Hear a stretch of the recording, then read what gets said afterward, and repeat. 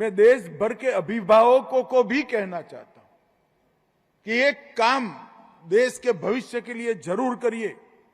आपके बच्चों के साथ आप मातृभाषा में बात करिए। आपके बच्चों को मातृभाषा बोलते हुए सिखाइए, पढ़ते हुए सिखाइए, और ये देश को तो मजबूती देगा ही, आपके बच्चे के भविष्य के लिए भी ये बहुत जरूरी है।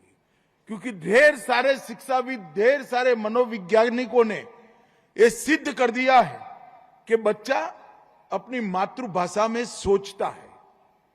अगर उसकी सोचने की प्रक्रिया मातृभाषा में है तो उसकी सोचने की प्रक्रिया में ही, सोचने की भाषा में ही उसका मन विश्लेषण करेगा, इसके तर्क अपनी ही भाषा में गढ़े जाएंगे, उसका अनुमान अपनी ही भाषा में पुख्त होगा और उसके निर्णय लेने की क्षमता भी अपनी भाषा में ही पुख्त होगी। जैसे ही बच्चे पर आप मातृभाषा के अलावे अन्य भाषा थोप देते हो, इसकी 25 से 30% कैपेसिटी इसके मन की उसका अनुवाद करने में चली जाएगी। मेरा सभी अभिभावकों से करबद्ध निवेदन है कि अब समय आ गया है कि आपका बच्चा अपनी मातृभाषा को सीखे।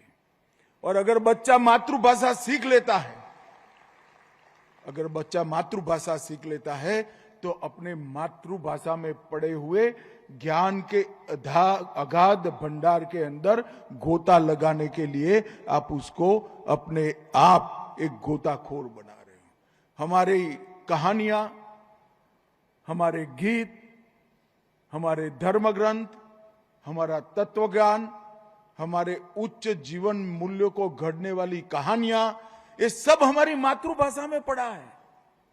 13,000 सालों से ज्यादा समय से इस संस्कृति का एक प्रकार से अबाधित प्रवाह, एक नदी बह रहा है।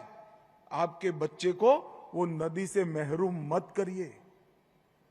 आप कम से कम बच्चा जिस भाषा में पढ़े लिखे चिंता छोड़ दीजिए, उसको घर में इसके साथ बात अपनी मातृभाषा में करिए। गुजराती है तो गुजराती में ही बच्चे से बात करिए, मराठी है तो मराठी में ही करिए, मलयाली है तो मलयाली में ही करिए। उसको गुजराती, मराठी, मलयाली, तमिल, बंगाली पढ़ना लिखना सिखाइए और अपने साहित्य के साथ जोड़ने का आप प्रयास कर दीजिए। विश्व का कोई भी अभ्यासक्रम उसको जो नहीं पढ़ा पाएगा, वो हमारी भाषा में पढ़ा हुआ साहित्य वो बच्चे को पढ़ा देगा, एक अच्छा इंसान बनाएगा, इस देशभक्त नागरिक बनाएगा। और ये प्रक्रिया सरकार नहीं कर सकती, ये प्रक्रिया माता पिता ने ही करनी चाहिए।